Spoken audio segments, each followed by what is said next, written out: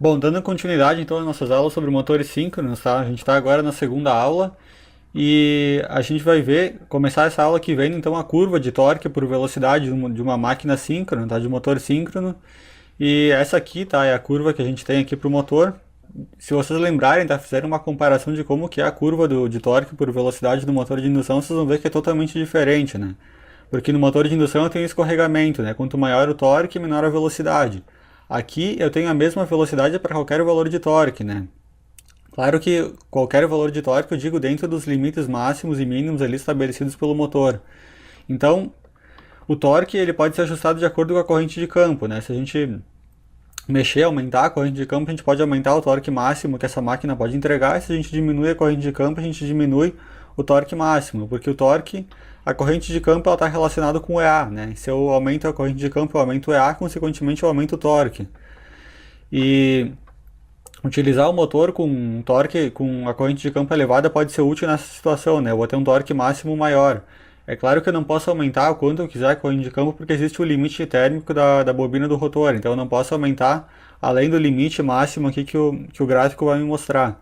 Então, a regulação de velocidade, a RV aqui, ela é dada por a velocidade de vazio menos a plena carga sobre a velocidade a plena carga, né? Ela vai ser sempre zero, porque para qualquer valor de torque, a velocidade ela é, no regime permanente, ela é sempre igual à velocidade síncrona, né? Quando eu altero a carga no eixo do motor ali, momentaneamente a velocidade pode variar, mas o ângulo de carga ele vai se reajustar de tal forma ali que a velocidade ela se corrija rapidamente aqui para a velocidade síncrona. Então, desde o torque nominal, que é esse aqui, né, para menor corrente de campo, até o torque máximo aqui, que eu estiver exercendo ali no eixo do meu motor, eu vou ter sempre a mesma velocidade, né, que é a velocidade síncrona. Outra observação aqui que quando a carga no eixo ela excede o torque induzido, ocorre o que a gente chama de perda de sincronismo, tá? A perda de sincronismo, ela é simplesmente quando o rotor ele não consegue mais acompanhar o campo do estator, né? Ou seja, eu coloquei uma carga muito pesada no eixo para ele arrastar, ele não vai conseguir e vai se perder, não vai mais conseguir acompanhar o campo do estator, né? Aí nesse caso ocorre a perda de sincronismo e o rotor começa a vibrar, né? Isso é uma situação perigosa, pode danificar a máquina. Então tem que estar ajustando a corrente de campo ali de modo a nunca permitir ali que essa situação ocorra, ou seja, nunca colocar uma carga no eixo ali que exceda o valor do torque máximo aqui permitido, né? Aqui as operações do motor, tá? Como que ele pode estar operando sub ou sobreexcitado, tá? Percebam que nessas duas situações aqui o EA ele está atrasado do VFI, então eu sei que isso é um motor, tá? Não é um gerador, ele vai ser um motor. Mas nessa situação primeira aqui, se vocês notarem, tá? A projeção do EA aqui no eixo X ela vai ser menor que o VFI. Já nesse caso aqui a projeção do EA no eixo X ela vai dar maior do que o VFI. Tá? Ou seja, a projeção aqui é o EA vezes cosseno do ângulo de carga, que é a projeção do EA exatamente aqui. Nessa situação aqui, né, quando a projeção é menor que o VFI, a máquina ela está com corrente de campo baixa, a gente diz que ela está subexcitada, ou seja, ela está se comportando como uma carga indutiva, está consumindo potência reativa. Já quando o EA é grande, aqui, quando a projeção dele no eixo X é maior do que o VFI, né, significa que eu aumentei bastante a corrente de campo, aumentei o EA, o motor está trabalhando sobreexcitado, tá? Ou seja, ele está com a corrente de armadura adiantada em relação ao VFI e, portanto, ele está consumindo potência ativa, mas está fornecendo potência reativa para o sistema, tá? Então é isso que eu falei, a vantagem de tu trabalhar com a máquina sobreexcitada, tá sempre fornecendo potência reativa, né, pro teu sistema ali, e a consequência disso no diagrama fasorial é que o EA aumenta, né, ele fica maior, a projeção dele no eixo X fica maior que o VFI, e a gente pode comprovar que é um capacitor aqui a partir do posicionamento angular da corrente, né, de armadura, que está adiantado em relação ao VFI, então uma carga capacitiva. Então, características do funcionamento do motor, tá? Na rede elétrica, quando a gente alimenta o motor, aqui tem uma das fases do motor aqui do estator sendo representada, né? A gente vai colocar uma fonte de tensão trifásica ali para alimentar, e a gente tem que a tensão terminal VFI, que é a tensão que vai ser dos terminais da rede elétrica que eu vou conectar no motor, é uma tensão constante, né? Ou seja, o motor ele não consegue fazer nada ali para alterar essa tensão aqui, né? Quando ele trabalha na operação com o motor. E então a rede que alimenta a máquina aqui mantém a tensão terminal VFI constante e a frequência também constante, a frequência da rede, né? E a velocidade do motor também vai ser constante porque ela está atrelada aqui à velocidade, né? A frequência das tensões elétricas que eu aplico no estator. Então esses dois caras aqui são constantes, frequência e a tensão terminal, tá? Isso é importante para a gente observar a análise do diagrama fasorial depois. Então, o primeiro efeito que a gente vai estudar nessa aula aqui vai ser o efeito do aumento da carga no eixo, tá? Eu vou supor aqui que a corrente de campo não varia, né? Ou seja, não estou variando o EA. Nesse diagrama aqui o EA ele é fixo, né? Ele anda numa circunferência, né? O módulo dele é fixo. E inicialmente, então, após o aumento de carga, tá? Quando a gente instantes depois que a gente aumenta a carga, a gente vai ter um regime transitório no motor. Tá? Deixei a corrente de campo constante, mas eu fui aumentando a carga no motor. A velocidade do rotor, quando eu fizer isso, ela vai tender a se reduzir momentaneamente, tá? Até que o novo ângulo de carga ele seja estabelecido, tá? Ele vai aumentar um pouco o ângulo de carga, se eu aumentar a carga, para que o rotor volte a girar na velocidade síncrona, que é a velocidade normal dele, né? Então, a mesma coisa, se eu retirar um pouco de carga, então o rotor ele tende a girar um pouco mais rápido, aí o ângulo de carga vai diminuir, e no regime permanente aqui a velocidade ela vai girar sempre na velocidade síncrona, né? O torque, o conjugado eletromagnético induzido no motor, ele tende a se igualar ao conjugado da carga que vai ter no eixo também, né? Isso tudo aqui no regime permanente. Então o aumento da carga no eixo, como a gente vai ver depois, ele tende a deixar a máquina operando com fator de potência cada vez mais atrasado. Ou seja, além de eu aumentando a carga no eixo, além de aumentar o consumo de potência ativa, eu também acabo aumentando o consumo de potência reativa, porque o fator de potência ele fica mais atrasado, né? O fator de potência ele poderia ser restabelecido, ele poderia ser aumentado novamente se eu aumentasse a corrente de campo IF, mas nessa análise a gente vai supor aqui, momentaneamente aqui, que o IF ele não varia, tá? Então esse é o diagrama fasorial para essa condição, tá? O Vφ é sempre constante. Aqui eu tenho 4 situações, tá? A situação 1 é a carga mais leve, a situação 4 eu vou aumentando até chegar nessa última situação, é a carga mais pesada que a gente tem no eixo, tá? Percebam que à medida que eu vou aumentando a carga no eixo, o módulo de A vai aumentando, porque o módulo da potência ativa consumida do motor está aumentando e a da potência reativa também, né? Na verdade vai ficando mais atrasado. Nessa situação inicial aqui, eu tinha uma tensão interna EA1 e uma corrente IA1, que é a corrente de armadura, tá? Eu estava com uma carga no eixo leve, aí eu aumentei um pouco a carga no eixo, sem mexer na corrente de campo, eu vim para a situação 2, tá? Então o que aconteceu? O módulo do IA aumentou um pouco, né? Aumentei o consumo de potência ativa, embora eu tenha diminuído o consumo de reativa, porque eu estou diminuindo o ângulo do IA em relação ao Vφ, né? Mas o módulo do IA aumenta aqui, né, no IA2, da versão 1 para 2, porque o módulo da potência ativa aumenta, né, consumida. Então eu venho para a situação EA2, tá? Percebam que o EA ele simplesmente deslizou aqui nessa circunferência aqui, né, porque o módulo dele, né, o valor do módulo não está alterando porque o IF não está alterando. Então ele tem que andar numa circunferência aqui de módulo constante. Aí na situação 3 eu aumentei um pouco mais a carga no eixo. Percebam aqui que o IA ele veio parar aqui exatamente no mesma referência angular do Vφ. Ou seja, eu aumentei o fator de potência para fator de potência unitário.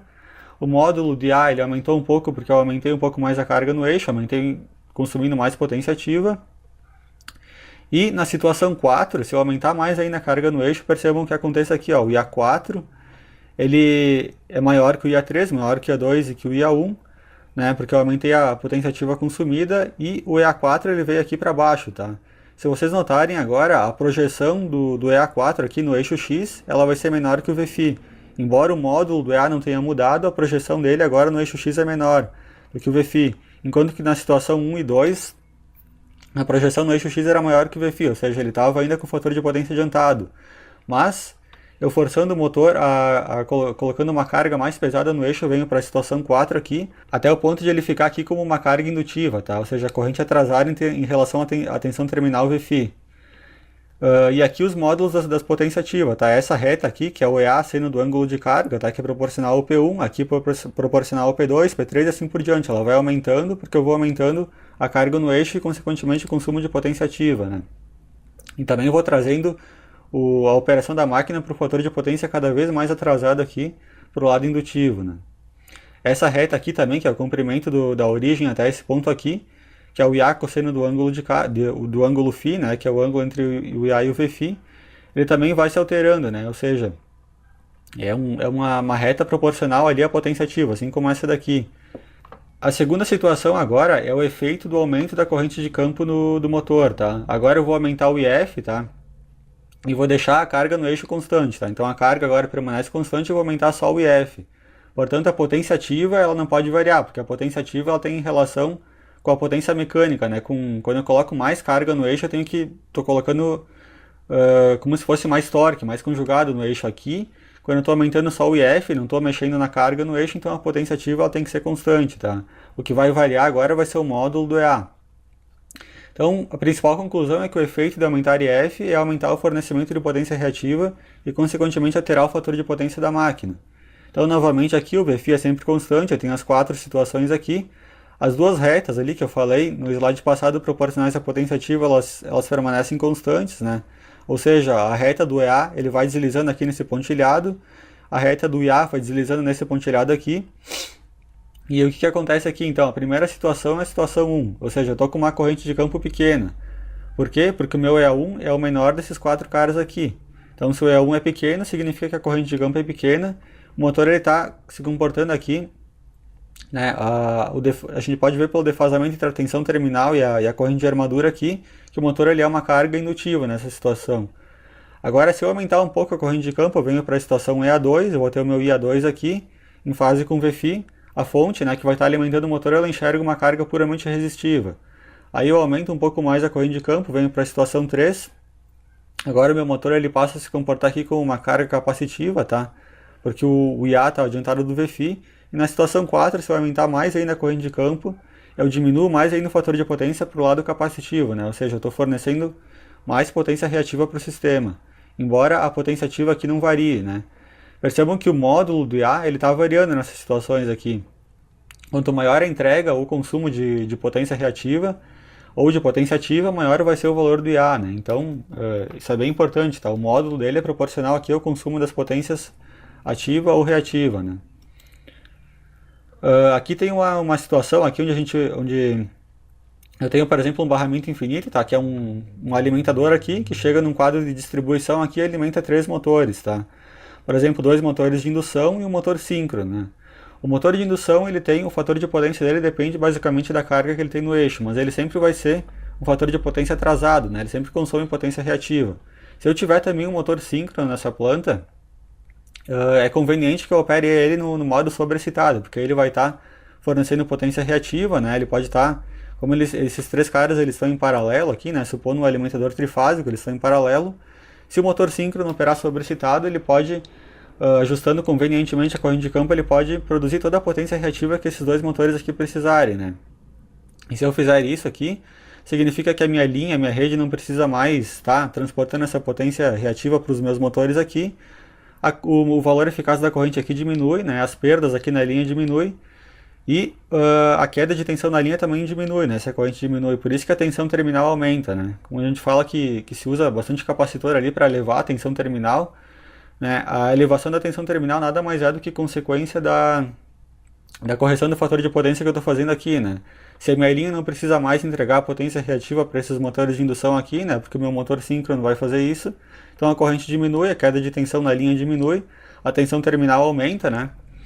E aí eu libero aqui a minha linha ali para estar, por exemplo, alimentando outras cargas, né? Pode estar alimentando mais coisas, porque o valor da corrente diminui.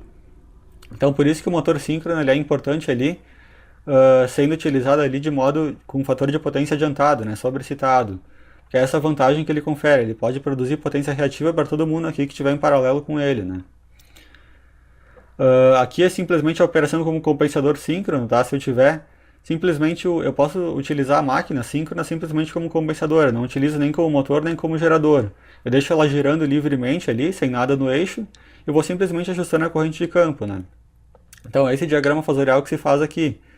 Eu tenho a corrente aqui adiantada praticamente 90 graus em relação ao VFI, significa que eu estou me comportando praticamente como um capacitor puro aqui, né? E quanto maior o valor da corrente de campo, maior o IA, né? Ou seja, da situação 1 aqui é a menor corrente de campo, eu vou aumentando a corrente de campo, eu venho para cá. A maior situação é a 3 aqui. E maior a entrega de potência reativa que eu tenho, né? Só tenho que cuidar o limite do limite térmico ali da corrente do rotor, né? Para não exceder o IF máximo. E essa operação aqui, então, ela é conhecida como compensador síncrono, né? Talvez hoje isso não se faça mais hoje na indústria, né? Se utiliza diretamente capacitores, mas era uma técnica que era bastante utilizada e a gente ainda pode encontrar, né? Esse tipo de compensador aqui em algumas plantas industriais. Então na próxima aula a gente continua, tá? Para não ficar muito grande essa aula ali. A gente vai ver a curva, começar com a curva V dos motores síncronos na próxima aula. E se gostou da aula, deixa o joinha, se inscreve no canal e é isso aí. Valeu!